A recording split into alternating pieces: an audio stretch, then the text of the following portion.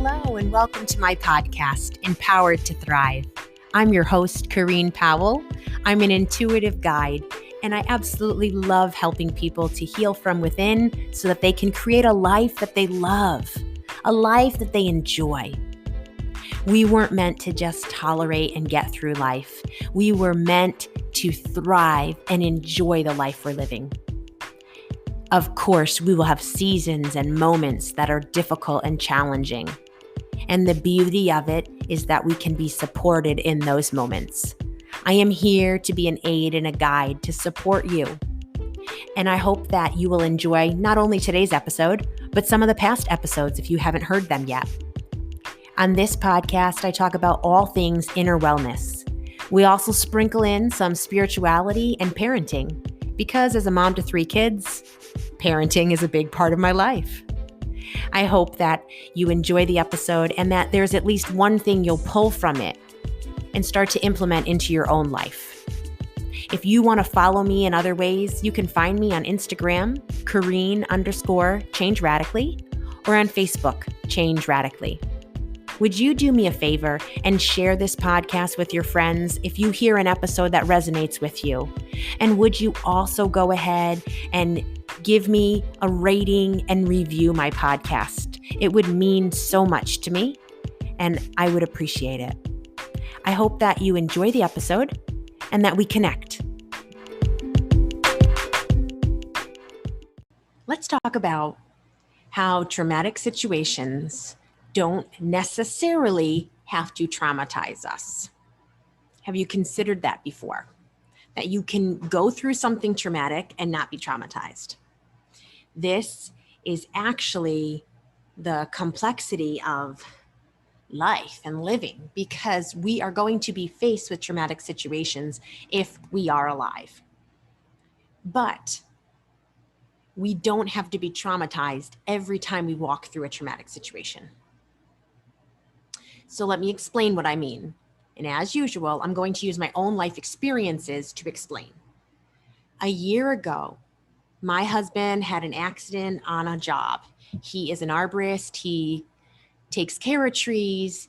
He is like a tree doctor, but there are times he needs to take down trees for various reasons. And he uses his body to climb and get up into a tree, oftentimes, instead of using a piece of equipment to do that. So one day last summer, he was about 60 feet up in a tree, and the worst case scenario happened. Basically, he looked at the job. He said, if the worst case scenario happens, here's what it would be. Unfortunately, it happened. He told me just a few days ago when I was asking him how he felt about all this, how he felt about being a year later. And it was a serious accident, and his recovery could have been, the injuries and the recovery could have been much worse. I mean, he could have clearly lost his life even. So there was so much that didn't go as it could have, and yet it was still a very serious accident. So basically, in hindsight, he said, I look at worst case scenario different than I did, because now I know it's not just the worst case. It actually could happen. And he considers things just a little differently. He had done everything he needed to do, but the tree had reasons for what happened. And what happened. So his injuries took time to heal. And what that meant for me was not only was my husband in a hospital for a few nights during the pandemic, so visiting hours thankfully were available to me at that time, but they were limited. It was at a hospital that was an hour from our home.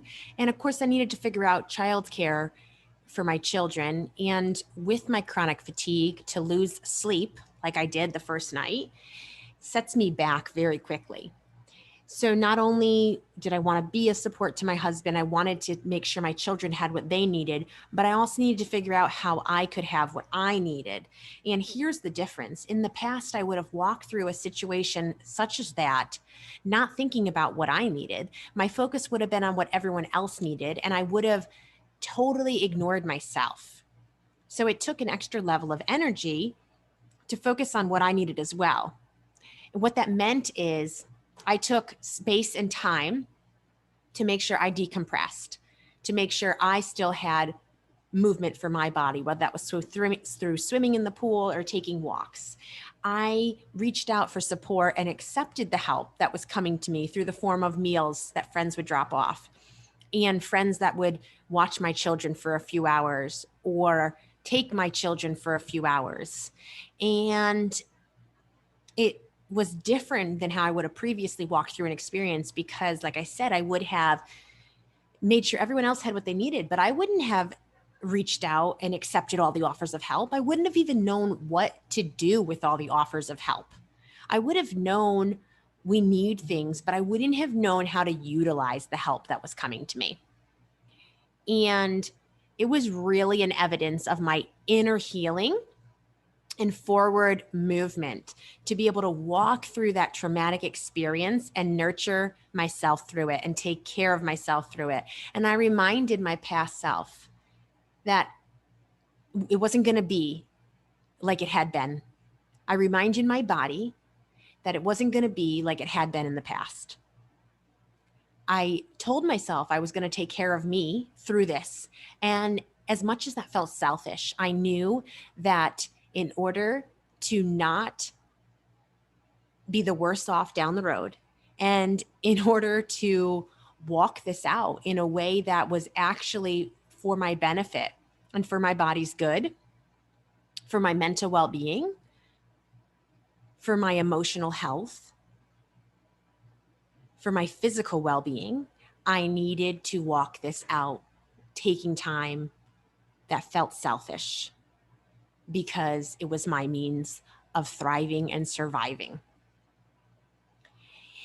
That was transformative. I healed myself through the process. Make note of that because we are all given opportunities to heal ourselves, to transform ourselves. It's what will we do with the opportunities presented to us. This isn't something I would have wished on my family or would have wished on my husband. No, by no means. I don't sit here saying that the things that come up in our life that allow us to walk out our healing are always comfortable or good, but I do think we can all use them for our benefit. Don't dismiss your feelings. Don't dismiss your grief. I needed to scream and cry on the hour drive to the hospital and back. And for any females listening, in the middle of that week, I got my period too. So it was a week that I was already going through something that was draining and exhausting. And I was more fatigued because my body was on my period. So it was stressor upon stressor. But I released the stress through the tears, through the feeling. I sang songs because that helps me to connect with myself and to release my tension. I reached out to friends. I remember the first night in the hospital, my husband was being taken, he was in the ER, and he was being taken in for an x-ray or a CAT scan. And I went outside and called a friend. What was I going to do? Just wait in the room where he wasn't? No, I'm going to go outside. I'm going to walk around. I'm going to call a friend. But let me tell you, that was uncomfortable. I was reaching out to a friend when I kind of felt like, shouldn't I be a support to my husband right now? But really, what was I going to do to support him? He was being taken care of by the doctors and nurses. And I needed to take care of me. Of course, the friend I called had nothing but compassion and love for me and was there to listen. And I really, really appreciate each one of my friends that was that for me during that time. And I didn't even used to have friends that I would depend on. That's what codependency produces. You become self-reliant, self-sufficient, and you don't even depend on friends the way that you otherwise could.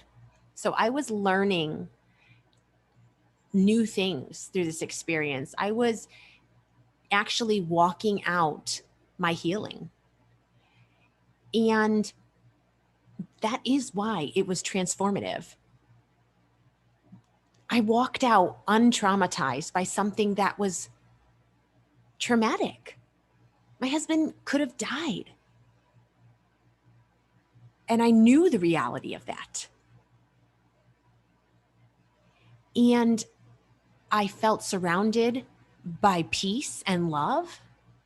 I felt the presence of angels helping me and my family and my husband. It was difficult and beautiful all at the same time. Life offers that. Life offers us gifts in the middle of hardships. Will we see them? Will we accept them? That's up to each of us, but they are available. We don't always have a perspective to see it, but I still believe that they are available. And those gifts came in the form of all sorts of things, whether it was the food dropped off or the babysitting that was offered for a couple hours here or there, whether it was, there were so many things that I can't even recall all of them. And me and Evan had walked through situations in the past, friends, that we had reached out. We had tried to get help, and help just wasn't what we needed. But this time around, it was different. And a part of me truly believes it's because I allowed in help that I wouldn't have allowed in the past. A part of me really thinks that the healing that I had been receiving and actively participating in before that point helped me to get through it. I'm sure of that. I'm sure of that. There's no doubt in my mind. So I sit here today grateful, so very grateful for my husband and his health, for the friends and the family and the support that we had, for the opportunity to walk through a situation and experience life very differently. I'm so grateful that I can see I'm not who I once was, not because I don't love her.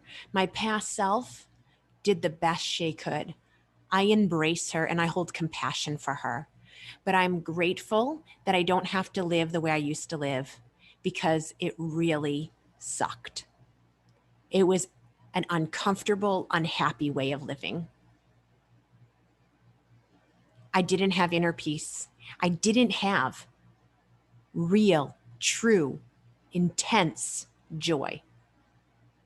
I didn't know what it was to play and be curious and be comfortable, not only in my body, but in my head. Like, to not overthink, that's a huge gift. I used to overthink and mull over things, and I still do sometimes, but my way of living is very different than it once was. And it creates such a beauty. Like, life feels more beautiful. Life looks different to me because of my own personal healing and transformation. I want you to know that whether you're going through something traumatic right now or whether it's coming in the future, you don't have to be traumatized by something you walk through that's traumatic. And if you have past trauma that is unresolved and still affecting you in a negative way, I welcome you to set up a session to speak with me, whether that's over Zoom or in my office. I would be honored to sit and hear your experiences and help you find peace and healing so that you too can feel like you're not just surviving life, but that you're enjoying it, that you're getting to a place that you feel like you're thriving, that life feels beautiful, that life feels good. You should get to experience a life that you enjoy. And I am here to support you and help you get to that place. Until next week, wishing you wellness and all the best. We've come to the end. What did you think about what you heard? I hope that there's something you pull from today's episode and start implementing it into your life. Create the change that you want to see, the change that you hear about. You have the opportunity to transform your life, and I'm ready to link arms with you and to help and guide you to the life that you want to live. If you resonated with what you heard today and it touched you, would you share it with your friends? Would you also go ahead and rate my podcast and write a written review? It would mean so much to me. I hope that we'll connect, whether it's for a session or just to connect because I enjoy meeting new people. You can find me on Instagram, Kareen_Change Radically, or on Facebook, Change Radically. You can also always email me, Kareen@changeradically.com. If you have thoughts, questions, or anything that you just want to talk about, send me an email. I hope that you have a wonderful week.